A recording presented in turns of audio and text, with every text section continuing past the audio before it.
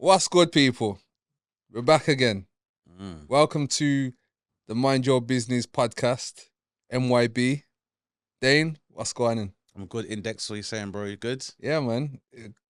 Bare things to discuss this week, bro. Quite a few things, indeed. Yeah, always something to talk about. Blood, it's a mad thing, you know. Like you just, it's like we're living in a film right now. People say it's simulation, but I don't know. What's happening now is not simulating anything. This is beyond what. Like, it's enough for me to think: are we in a simulation? That's not how a simulation's supposed to work. A simulation's supposed to be like, this seems enough like reality that I don't notice any glitches. But what's happening now is making me wonder. Well, go on. What's going on? What's really going on? We're in unprecedented times. Interesting times. Got to say. So let me get to the menu of things we've got to discuss. Mm. First thing, Active Club England. Mm-hmm. For those who know, Stormzy and his McDonald's partnership. Interesting thing that happened this week, and a lot of uproar and outrage and different opinions and A lot of salty people like the fries, boy. see it there. Going into Kanye West's response to Leo Cohen, and this is specifically pertaining to the swastika T-shirt that he Kanye's doing a lot, boy. he put on. Like, I mean, the response was interesting. Oh, definitely. Yeah, It was very. Kanye. I mean, at this point, he should make a broken clock because that would sell. If there was why is there not a Yeezy watch that don't even work? Because that only works twice a day. Because I reckon if Kanye made Yeezy watches that only work twice a day, he would make a lot of money. If he listens to this podcast, yeah, and hears that, don't be surprised if you see that up online. If he give it a go, give it a go, yeah. And all right, we get into it, but just a side note, he spent $8 million on the Super Bowl halftime advert. He's got it. He's got it to spend. I guess in his case, you speculate to accumulate. People forget that, like, I can't remember. We were like, I want to say like maybe early 2020 or maybe 2019, after Kanye was like, slavery was a choice. Remember, he was online asking his billionaires for the bread because he was in debt. And a lot of his projects hadn't worked out. And this was like, the relationship was on the rocks with Kim. And basically, Kim had lent him some money as well. I think she put up 20 mil. But he was in a spot where he was trying to get a lot of the projects like Yeezy and stuff off the ground. Yeah. And had asked some of the tech billionaires for some money. How that turned out, we'll never know. But anyway, so yeah. Back to the menu. Hannibal Mejbri is a Manchester United football player unknown to Burnley. Was racially abused the weekend by a Preston North End player. So we'll get into that. And then finally, FBA, which I wasn't aware of until this week. Yeah. I don't want to disrespect them, but it seems like a small, minor incursion, Black American group that are claiming a lot of things that are Black American, don't have any influences from any other. And it seems any other, let me just finish that thought. Any other Black space or anybody. I would say that they're like separatists. Yes. They're like, they want to make sure that they are a distinct group from the rest of the global diaspora. Right. And there's been a few very controversial statements they've made with regards to the culture and I guess the aspects of the culture, whether it's like food, politics, music, even film, television. But yeah, I'm aware of them. Lots to discuss. Thanks for finishing that thought for me because the words weren't coming to my brain. But let's start with Active Club England. So Active Club ITV actually done an expose on what is called Active Club England, which is a far right racist group parading as a keep fit group. So this documentary, I can't remember the guy who did it. His name Rohit. Yeah, I think so. Which rings a bell. Yeah. Anyway, so this group is a group of far right white men that are basically training up other white men, trying to build a white militia to do physical harm to non-English or non-white. Well, yeah, basically non-white. People in the country. Just gonna go through a few quotes that when I watched the documentary, some of the quotes that really stood out to me. So first one, one of the guys that was prominent, more prominent featured more prominently in this documentary. His quote was, "I don't hate black people because they're black. I don't like their culture. I don't like the way they behave. I don't like the way they act. It's not their skin color, it's them." There was a lot of constant. I mean, that sounds like the same thing anyway, to be honest with you, bro. I don't hate their skin color, I just hate everything about them. But then throughout the documentary, he's using so many colloquialisms. Yeah, I bet it was in a tech fleece as well. Bro, like the way my man's moving, like, and talking in particular, a lot of, black terms that are vernacular. yeah, Yeah. like that. No surprises there. You know, I'm sure he said you get me at a few sentences as well. bro, it was a madness. Constant references to white power and Nazi salutes. One guy was quoted as saying, "I've got a grand's worth of throwing knives and axes and all that, and I got a bunch of bow and arrows and shit as well." Referring to food from indigenous cultures as foreign slap. Referring to Adolf Hitler as Uncle Addy, and even celebrated his birthday with a swastika cake. I bet that cake didn't have much seasoning. As it should be. The way it was intended.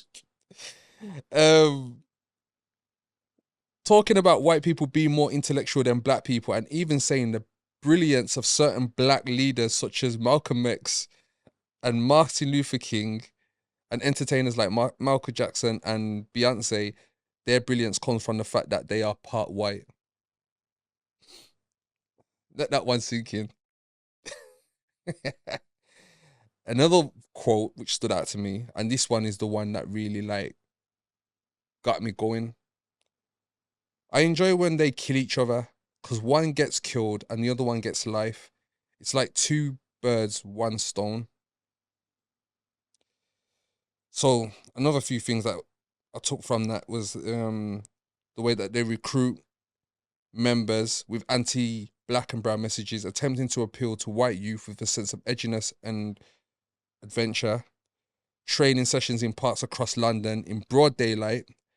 Their phones are supposed to be turned off in an attempt to keep the group a secret.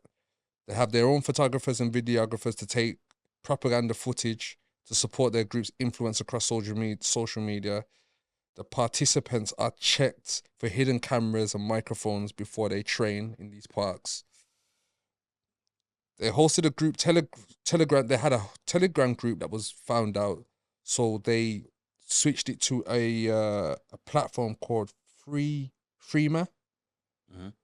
And essentially, they're trying to build a far right militia with the intentions and focus on doing physical harm to non-whites in England as a way to take back their country.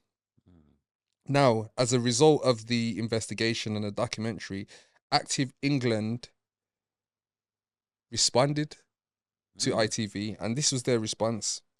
Active Club England is a fraternal organisation for young Englishmen dedicated to the development of a culture of brotherhood, physical fitness and self-improvement. We are unapologetically for English people and our continued existence in our ancestral homelands. We stand for total victory through cultural rebirth. What do you think?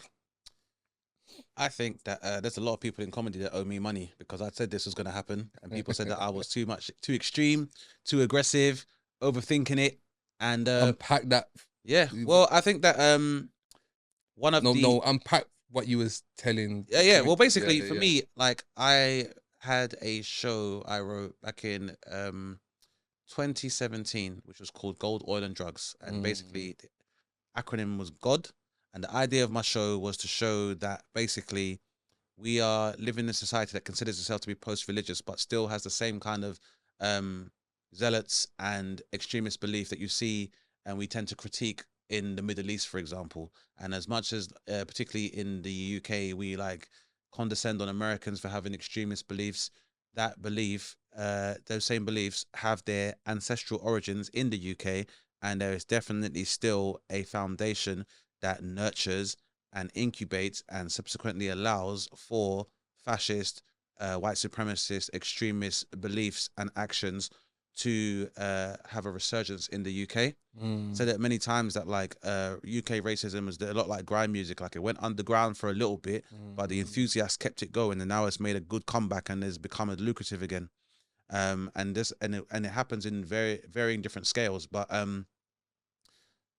as a observational comedian, who obviously is Black British, this is part of me talking about what I see anyway. And it was always a very interesting part of my experience to hear critics try to downplay the level of racial tension that exists in the UK.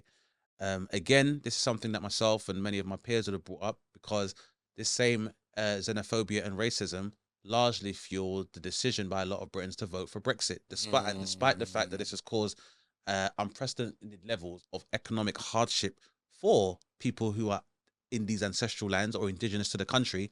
These people remain steadfast to their decision because of the fact that they think it has allowed the restriction of free movement for continental Europeans or immigrants that have traveled from the continent to the UK, even though since Brexit, immigration has gone up.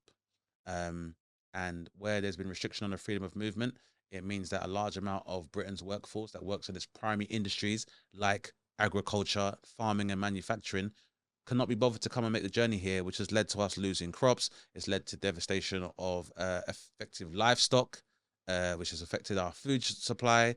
It's also affected the small to medium enterprises of English people that regularly trade with the European bloc.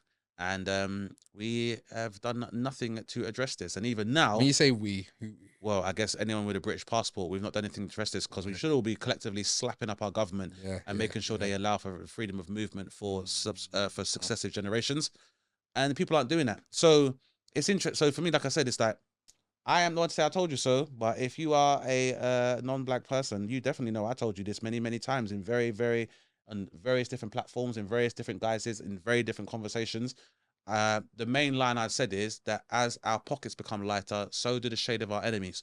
So it's been very easy to demonize black and brown people, but as England has descended into further economic turmoil as a result of the Conservative Party's austerity measures, oh, you'll hear them talk about Polish people now, and they'll talk about Eastern European people now and Albanians.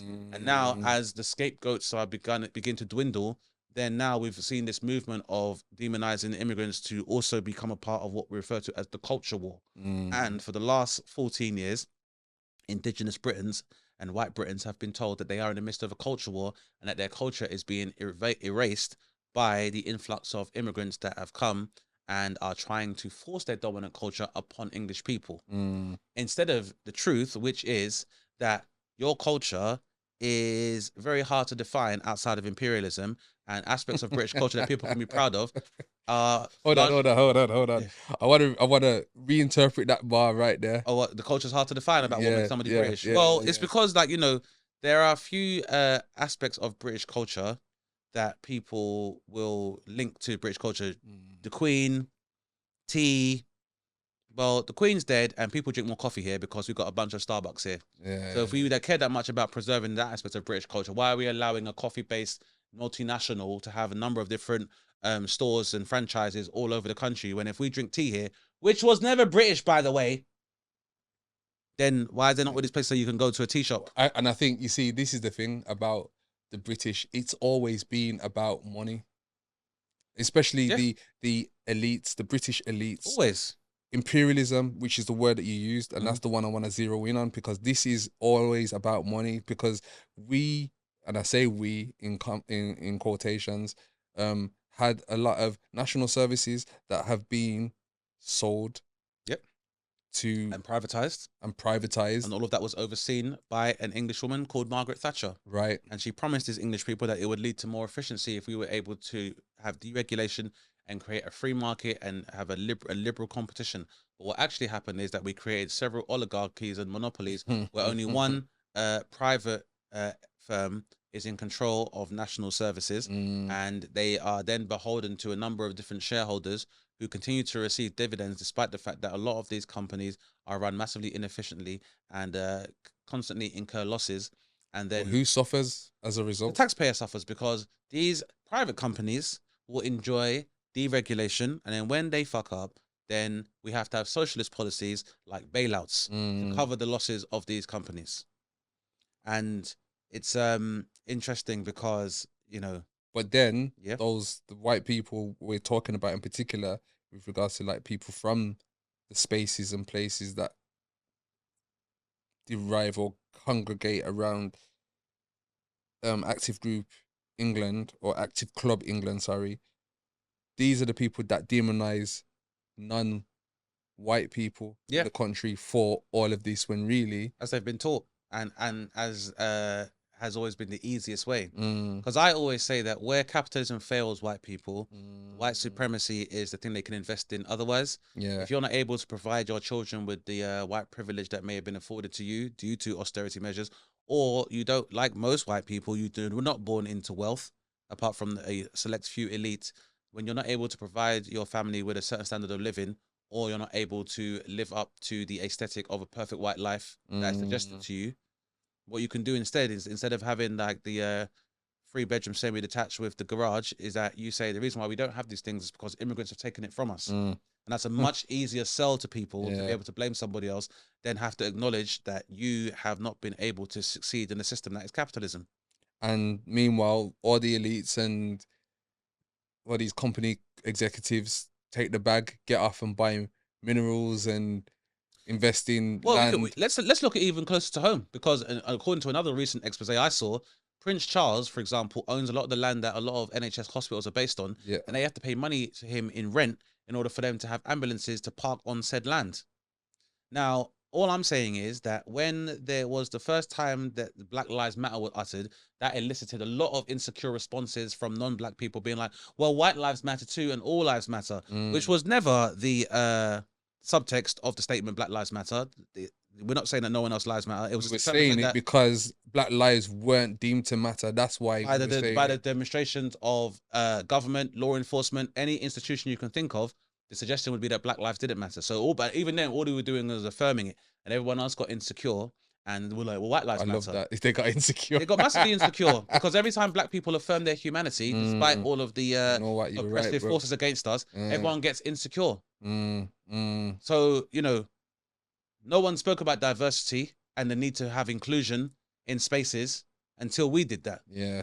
And then everybody was like, well, what about the Asians? And then what about the gays? Yeah. And what about the queer community? And what about, yeah, all of that too. But then why do you always have to wait for us before for progression? Yeah. Like, you have to remember that the Civil Rights Act was signed. Martin Luther King was not credited as being a black rights campaigner. He was a civil rights campaigner. So when the Civil Rights Act was signed, based on his non-violent resistance, that benefited a bunch of people in the same way that what we call affirmative action is always conflated with blackness and opportunity, economic opportunities for black people. But the primary beneficiaries of affirmative action have in fact been white women. So that is to say, anyone didn't really understand that, things like DEI and affirmative action have been associated, when you talk about it, associated directly with black people. We were the ones that pushed forth these things to happen to benefit our community and our culture. But the people that have benefited most have not been us. Right. I went to a grammar school in South East London, one of the top schools in the whole area. And my school used to have a breakfast program. So when you went to school, you could get breakfast for a nominal fee. I was a big old grown adult when I found out that the free breakfast in schools program was started by the Black Panthers. So free breakfast in schools, which is an initiative that happens across a number of different cities and states in America, Even now, even today, in order to give children some small part of nutrition so they can focus and concentrate in school and also have, like, you know, a humane standard of living while seeking their education, was actually started by the Black Panthers. And then people became so enraged at the fact that they were being able to garner support by providing a breakfast for children that the government had to relent and have their own breakfast program. And fast forward years later, when our government refuses to feed the children, the relatives of these angry, disenfranchised white working class men, who steps up? Did the Active Club step up? Because if I cared about white children and I cared about the life and welfare of working class white children, and me and my strong friends were together, I'd say, you know what, mate? Tell you what, why don't we all go down to the shops? We'd all get like some mince and some spaghetti and stuff, make some spag bowl, feed these kids over the summer. What'd you say? They were like, nah, I'd rather do weights. Now, that means it was left to Marcus Rashford, another black man, to introduce a program for children to receive meals outside of school time due to austerity. And again, rather than be like, maybe we should do that for the same impoverished white children. No, people went and defaced Marcus Rashford's mural and told him to stick to playing football. Because this is the darkest but most reliable trust fund that whiteness has to give to its successive generations. Oh, you won't be rich, but it's only because of the immigrants, the blacks and the browns. They're the ones stopping you from being rich. Not us. And this is the thing. This is what I actually feel sorry for them. And the reason why I feel sorry for them because I do not.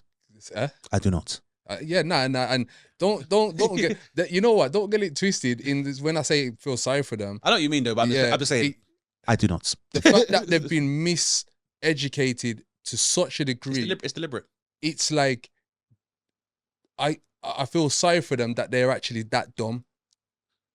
That like I do not. But no, you raise a very good point. It is a larger part of it does stem from ignorance, and that's because up until very recently, despite what you read in the paper, the largest demographic for illiteracy was white working class men. And that is because if you're not able to read contradictory facts based on the propaganda that your government feeds you, you will take it for gospel. Because if you could read the alternate thing, you can read for yourself, you would know that your government is taking the piss out of you. But if you just read, you watch, or you can only read at a certain level, it means that people can give you very misinformation and you will take that in. You'll take that in easily. And also, but it's also because that ignorance is required in order for you to maintain a commonwealth or a empire, then masquerading as a commonwealth. So for people that live, so for example, a lot of white Britons believe that Britain played a very small role in the transatlantic slave trade.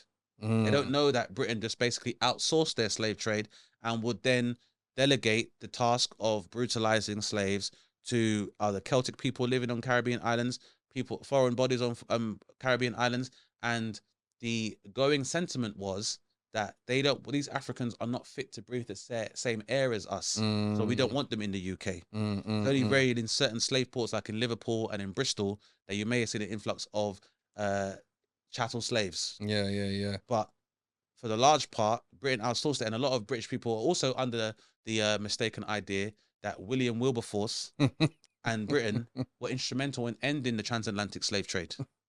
But if you are not able to have the access to literature, or you do not have the literacy to read the true facts, you're going to take what your government says for gospel. Yeah. So, same thing this about what's his name? Churchill. Well, yeah. Yeah. But anyway, I just wanted to share a couple of thoughts on this. I mean, not even aside from everything you said, because everything you said is valid and I agree with. But I think one of the things that it made me think of, and it made me think of a little bit of it made me feel a way, and also made me want to speak to the man them. Yeah. Our man them. Of course. Specifically, in that we now see that far-right militias are being built and developed. We only know of Active Club England. Absolutely. We don't know if any other ones, you get what I mean? There could be more. But the point I'm making is this. While the man them on road, so man them, listen, while you're on road and you're doing your thing, do your thing. I'm not even questioning that. What I'm questioning is when you're entertaining ups with next man them that are down the road, man them you've grown up with, or man that are from south and you're from east, or whatever the case may be, and whatever beef you get into, whether it's over gyal and foolishness, or you want to look flyer than the next man, and all of that's foolishness when you have a militia being built in England, in London, when they're training in parks in broad daylight to do harm to members of your family. So that could be your mum just walking down the road, randomly gets punched in the face by someone with knuckle duster. And don't ever think it didn't happen, because one of the reasons why your block and your gang even exists is because of resistance to the attacks that used to come from, the militias of the time, which would have been National Front, right, and BNP, right, and skinheads, right, and So I'm saying, yeah, man, them. Yes, when you're entertaining your F with the next man, and you think it's all fun and games, and you want to walk around and run around stabbing man and rare, as I said on one of the last podcasts, you cannot be a career criminal forever. That it's washed, it's dead. You get me? But more importantly, when we're talking about this situation, if you man are them bad man, you man are the man that I want to see on the front line when shit hits the fan. You get what I'm showing you? When these men are coming out with their throwing knives, are you gonna be there With looking shields. after the community? With the shields. You get me? Like, are you gonna be there? Are you gonna be the community's? Are you gonna step up? That's what I'm saying. You get what I'm showing you? That's where I'm coming from. Because as far as I'm concerned, you can be there licking down, man, doing all this rare. But then when it comes down to it, and the next man or a next community comes into your ends and starts mashing down shit, what are you gonna do? What are you gonna do? You get what I'm saying? Yeah. Good question. Like, Your 50, your auntie, your uncles, randomly getting licked down, stab up, whatever.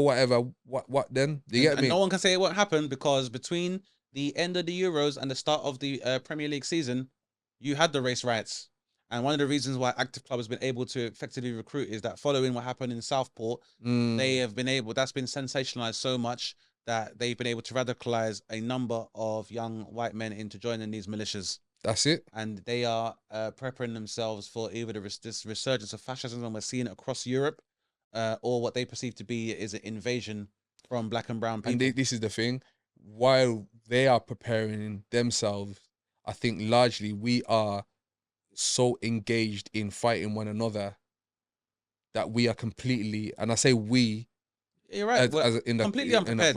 Completely unprepared and unaware. Well, I'm not sure if we're unaware, because there have been enough indicators in the culture and in the media to let us know that we are staring down the barrel of conflict that is as intense as it was back in the 80s. Like, you know, the race riots that happened in Southport and in and across the country would be an indication.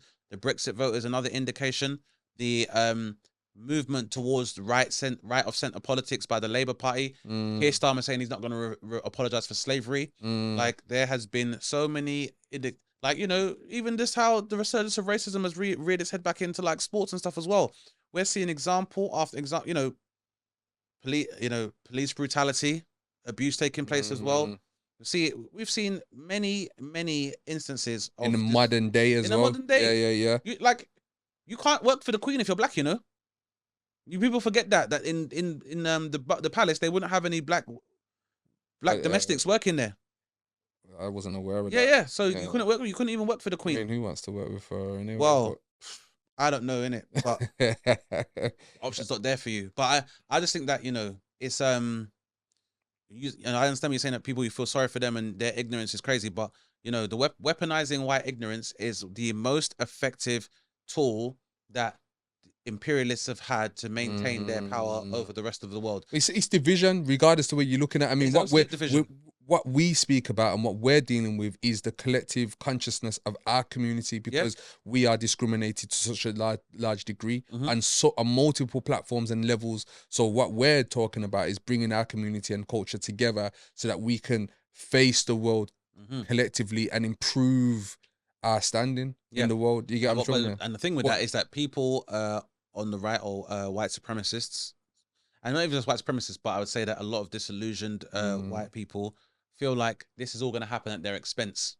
because this is how it's told to them. For us to get reparations, they have to lose everything. And then they have the same thing. I've fought for everything that I've got and no one's ever given me anything. Why should we give people? And what people mean by that is another indication of insecurity. But what they're saying is that I'm barely getting by myself. And if I am forced to compete in a labor market with people who have historically either worked for free or going to work for a lot less, then I'm screwed. And I know I can't compete. And so what I need to do is be able to fall back on my whiteness and hope that my privilege stops these people from having the same economic opportunities as me, because I barely have anything myself. But instead of asking themselves, why don't I have anything?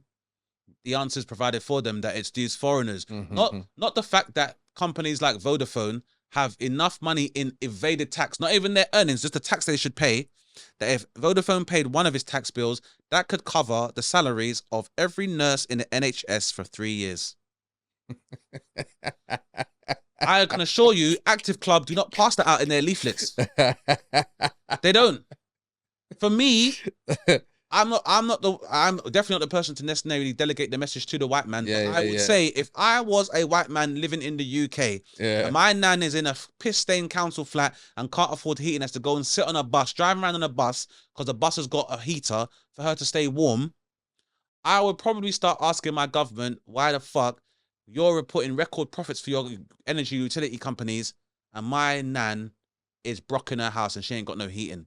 If my granddad fought in the war, like a lot of these white men who have their attachment to the law of British imperialism and British success post-war, but my granddad can't get an appointment at the NHS because they paid 300 million out to one woman to make PPE,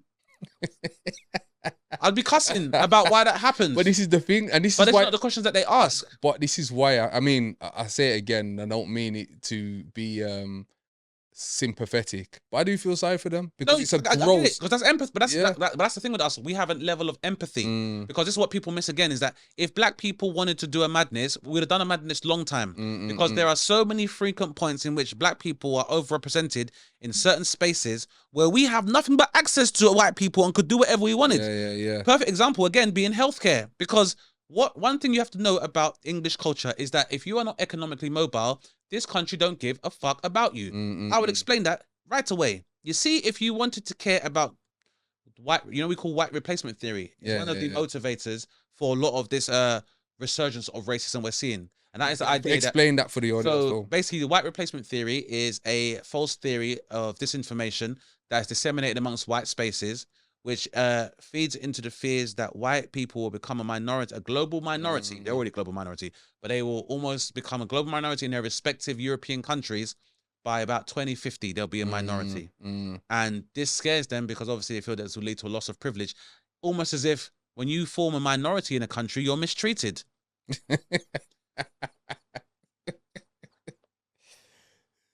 But that's because it's innate within them, I believe, to be discriminatory for the most part. Not saying that all white people are like that, but for the most part, the system that they create is largely discriminatory. You gotta be honest, Index. Like, white culture exists really to condescend or to assert superiority in racial hierarchy. Because as I said before, white culture, what would you define that as? Because even in the UK, the nuance to English people, if you call someone from North London somebody from South London, they will not be happy because they recognize a nuanced difference between those two cultures. In the same way that there are some white people in Northern Ireland that call it Derry, and there are some white people in Northern Ireland that call it Londonderry. And that is a large sectarian split that if you confuse those two people, it's going to be a madness for you. Just like when you go past Hadrian's Wall, you see, if you try to, or you come back down here and try to use Scottish pounds in an English shop, people will be like, get the F out of my freaking shop. I'm not taking this stupid money. So they are aware that they got difference between them, but whiteness and white culture will come together when it's trying to assert dominance or maintain its privilege over the races it sees it exists outside of whiteness. So what are we talking about? That's all white culture. Going back to the point where you were talking about black nurses and in the NHS. Man, if there was black nurses and stuff, like, so what I was saying is that basically, if you're not economically mobile in this society, they don't care about you, whatever your race is. In our culture, old people are pedestalized. We revere the old people as our griots. We look at them, our ancestors. We constantly reference the ancestors because we respect the elderly. And so the idea that when someone becomes old that you would discard them and have to put them in a home is not something that we've culturally necessarily grown up with. Normally, grandma moves in with you, whether it's black or Asian culture, and you either have an elder, matriarch, or patriarch of the family. But the idea that you just leave your family in a home is not something that we used to do, really. In the same way that growing up within English culture, seeing how English people regarded like their first cousins compared to us is crazy. Like, mad. Black people, we have what I call frozens. Sometimes, if you see a person who's not any way related to you, at 3 christenings, we're family now. I think it's my cousin still. Might as well be. If you got a brethren that you've known for more than 5 years, you'll call his mum auntie blood. That's the level of family that we observe and reverence. We have that sense of community, and that crosses borders and the rest of it. Same way I said before, if there's an elder Nigerian woman, she's auntie, or uncle. Like, I've been recently elevated to Uncle Status myself. I wear the badge with pride, and we made it this far, innit? But what I'm saying is that, like, for the old and young, if you're not economically mobile and you can't contribute financially to Britain, they don't care about you. And that in itself should be, again, be enough of a wake-up call to members of Active Club to really hold their government accountable instead of blaming everybody else. But like I said, it's this maintained ignorance, because here's the thing. We talk about one of the key aspects of white Anglo rhetoric about protecting themselves and their lands. That would involve, if you want to continue your people, what's the first thing you have to protect? Your womb. Now, I say that because 10 years ago, when we were talking about grooming gangs, you would think that you would demand for your government to provide a framework whereby vulnerable working class white women are protected. I never saw Tommy Robinson doing that. I never saw anyone from Active Club, Combat 18, National Front, Nick Griffin from BNP. I've never heard one of them say, well, what are we doing to protect our young white girls? I've never seen Tommy Robinson at a Girl Scout group, Brownies, women's football. I've never seen him do any outreach to protect the interests or empower white working class women. Nigel Farage himself, and then been further bolstered by Kemi Badenoch, have both complained about the level of maternity time that is given to expectant mothers who statistically are going to be white women. Now, if you're worried about not enough white children being born, you would provide an environment where white women can give birth to more white children in the most comfortable and conducive way possible. But instead of campaigning for more maternity leave, the UK has the lowest maternity leave and paternity leave and lowest maternity pay in all of Europe. That doesn't tell me you want to keep it blessed for white women. You ever think about that, white women? Because I know some of you are watching. Why don't these people make it easier for you to make more white people? Because that's what I would be thinking if I was trying to in the same way. I'm just trying to make more white people, and you're making it hard for me. Why do white women have to pay so much money for IVF if the endeavor is to make more white people? Killing me. It's, you know, in the same way that we already have spoken about, like, you know, the horrible statistic of the fact that black women are 7 times more likely to experience difficulty and death in maternity, or 5 times more likely. I think it's 7 times in the US. But at the same time, this has also happened against the backdrop of the privatization of our healthcare system. And again, if you want more white women to make more white children and for more white children to have a better start in life, I've never seen no pictures of Tommy Robinson at Great Ormond Street. I've never seen him there once. Comic relief and everything. All I'm saying is, for somebody who is concerned about the preservation of the white race, these spaces where white children are at their most vulnerable, I don't see these people. Where are the grassroots football teams? Where are the boys' brigades? Where are these outreach groups where you're you know, you don't want drag queens to reach your children. Why don't you guys do it? Anyway, pulling it back. Just final thought on this, and this is me not advocating for violence, but like I said, I expect the mandem to turn up, and I want to make an honourable shout to Forever Family that's been founded by Respect and them man there, because they are actually facilitating a space for which black men and men from the diaspora to be able to come together and train and you know, build collective consciousness and reason and, you know, teach them self-defense and all these other things that he's doing. So big up to Forever Family. See, what happened is that Ras did such a good job that these white brothers teethed the whole business model. Imagine. Yes, because that's exactly, essentially that's what they've done. See it there. But I just want to finish on one point whereby, you know, as much as we need to look out for these extremist groups that are training in parks and doing a bag of things because they ain't got no girlfriends, because trust me, you'd be surprised how, you know, a lot of probably incels and stuff. You know when you're sexually frustrated and you're not getting no pum pum. Absolutely. And then it's like, you know, the frustration goes out elsewhere. You get me? Or when you go, because remember he said fraternal. That means it's just mandem that's allowed to go to Active Club, which again is, if you are concerned about the safety of white women from grooming gangs, why are you not teaching these white women how to fight? Because if they need to be safe as well, you always can't be there.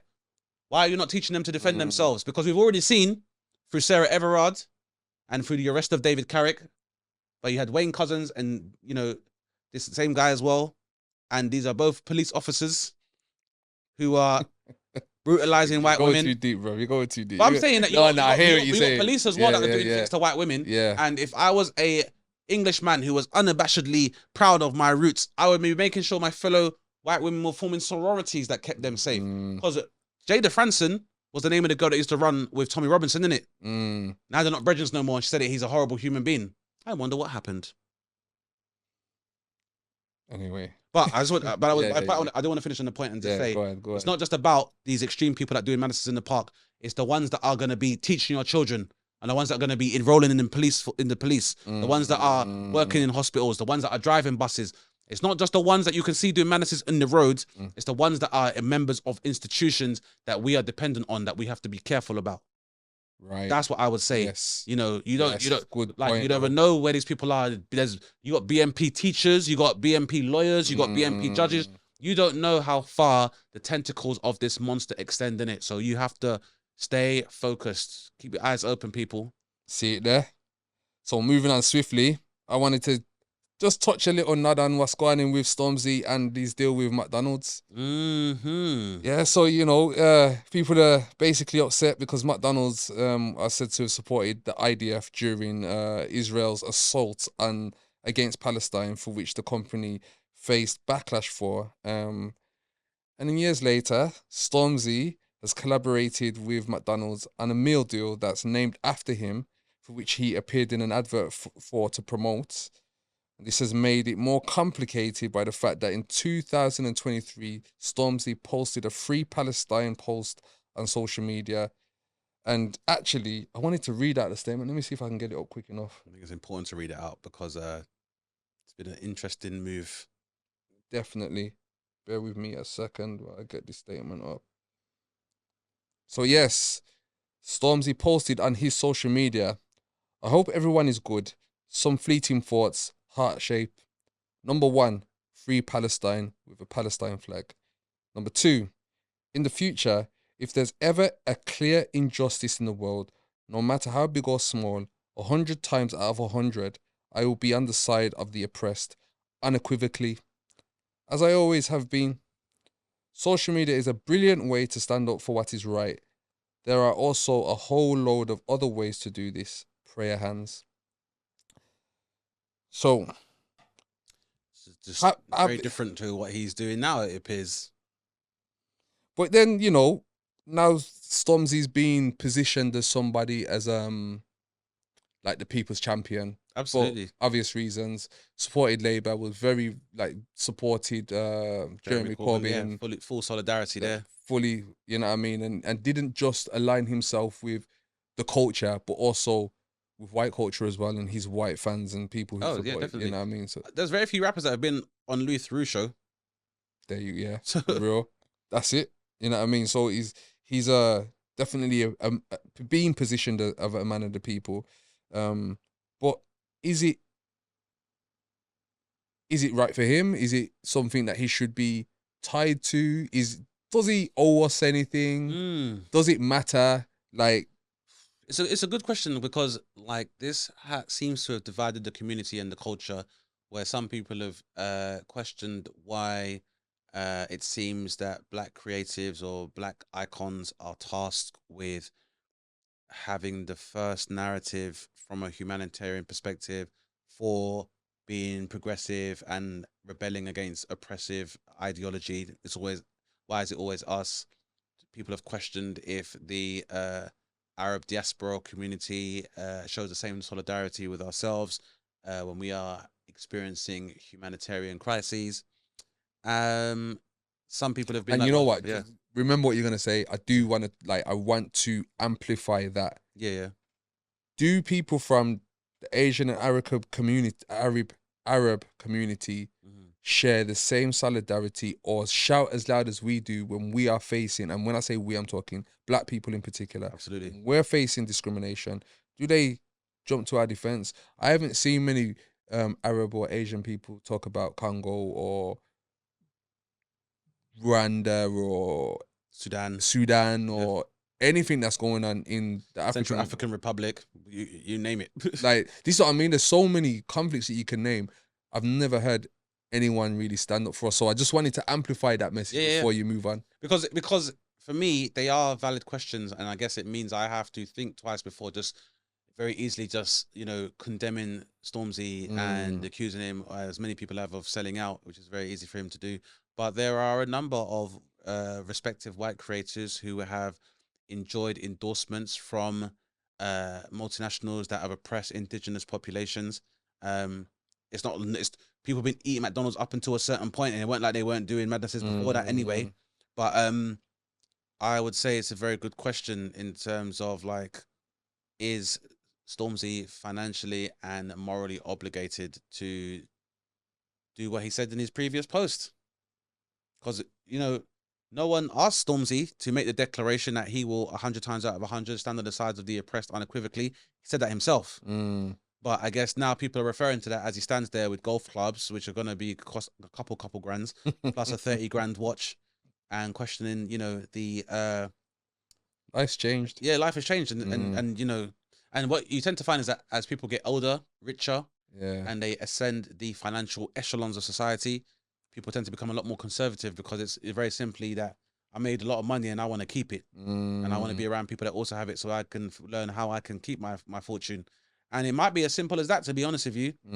Like, Stormzy is a very successful person. What you tend to find is that behind every fortune there is a great crime, and I'm not saying that's him necessarily, but there are probably a lot of people behind the scenes that are stakeholders in Stormzy's financial success. And yeah, they may have compromised his previous position in order for him to maintain some of the closer revenue streams that don't just benefit him but benefit people around him. It's very easy to say, bro, you're a sellout, but when you've grown up in Croydon, you've been stabbed, your brethren come from mutual things, and now you can buy mumsy a yard, and you can help out your sisters, and you know the man them can be helped out, and you've been able to create jobs within your immediate orbit. It might be very hard for you to have that same level of empathy extend to a group of people that you may not necessarily have met, which does not make it okay. But I think Jay-Z put it best when he once said, you know, I want to help the poor and help the hood, but I can't help them if I'm one of them. Yeah. So, but then at what point does it become a thing where you're now not helping, but you've disassociated yourself? Well, it's a very good question, because I, as a massively previous big fan of Kanye, for example, found myself basically dumbfounded where he went from describing the story of his mum being arrested for sit-ins and campaigning for civil rights, and him saying, with that in my blood, I was born to be different. Years later being like, slavery is a choice and I hate everybody and I'm rich and no one can tell me nothing.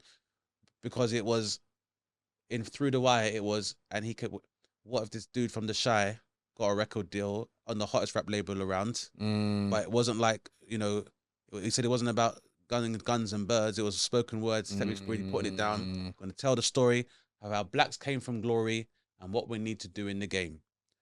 How do you go from that to wearing Confederate flags on your bomber jackets with Kim Kardashian chest naked on a motorcycle? Well, I'll tell you that you go from being a thousandaire to a billionaire in that process. Yeah. And for people who, one of the biggest forms of their disenfranchisement comes from their lack of access to capital, it's very easy to determine that kind of person's price. And right, so there is the price of somebody. Right. Everyone's got a price. Or most people have a price. And the black price is an interesting one, because there is a very specific price where somebody goes from, we're black people, to, I don't like all these other black people around me, I'm rich now. And I mean, I have a word for it. I'm not sure if you want me to use it on here, but that coon quote. Yeah, go for it, bro. But there is a coon quote for black people in the public space, whereby for enough money, they will actively and proactively either have the rhetoric or engage in behavior that is detrimental to their en masse, to their respective community. Yes. But this is the thing as well. Sometimes, again, I use that term, pick sense from nonsense, because I feel like sometimes there's food in the message. Yeah. And I feel like sometimes when some of these members of our community then start to graduate into the upper echelons of financial success, they're seeing round corners that we don't see around. Yeah. And then they're shouting back, trying to get you to peep game. But it's the concept is too far out for us. Yeah. And especially when you talk about someone like Kanye West, who he's been like that from the very concept, like I mean, those bars he just spat, that was before his time. And then people caught up. I made reference to 808 and Heartbreaks. That was way before its time. Yeah. And it created many a career, namely Drake. Without no Kanye, there is no Drake. Absolutely. So, without no Kanye, there's no Kid Cudi. Without no Kanye, there's no Childish Gambino. Without no Kanye, there's no Chance the Rapper.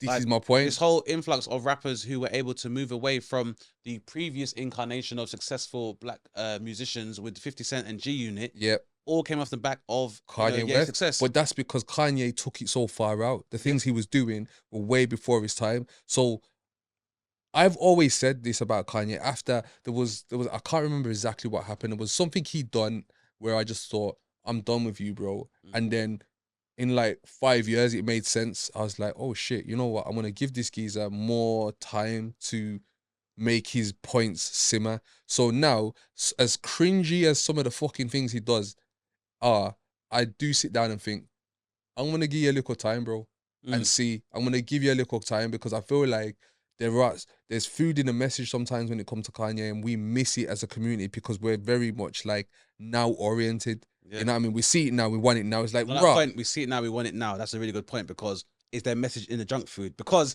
in the case of Stormzy, because we can't leave this alone.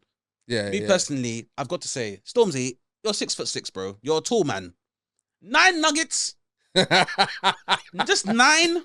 You can't make it 10. So it's an even split of 5 between 2 people. That would be a McDonald's thing, bro. That would be a McDonald's thing. 9 nuggets. Come on, Stormzy. Bro, they sell nuggets. I'm sure they sell nuggets in like batches of 3. It's like 3, 6. Yeah. 9. So that's what I'm like. I imagine this because these deals, we'll talk about the way these deals happen, but like that I could imagine was just born from the concept of him being around his team and him just ordering 9 nuggets fried because maybe if you could get like 12 is too much, maybe he doesn't want 12, but he wants more than, you know what I mean? If a next man's got a spare nugget, he probably take it. He wants 10, but you can only buy 9 nuggets. So he goes to McDonald's, buys his 9 nuggets, and then people around him, there's creative people around him that'll be like, right, that's a thing, you know. But you can get a box of 20 as well.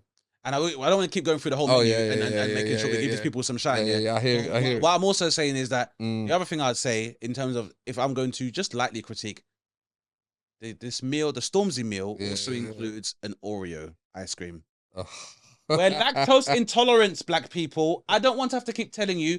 I know. I like Guinness Punch too. I like ice cream. I like milkshakes. You think I don't like macaroni and cheese? I love macaroni and cheese. But you have to have it without lactose because they're lactose intolerant. And that excess lactose can cause pancreatic issues as well as diabetes, particularly adult onset diabetes. Say for the people in the back, to be this person, black people. I don't want to be this messenger, but it's got to be said.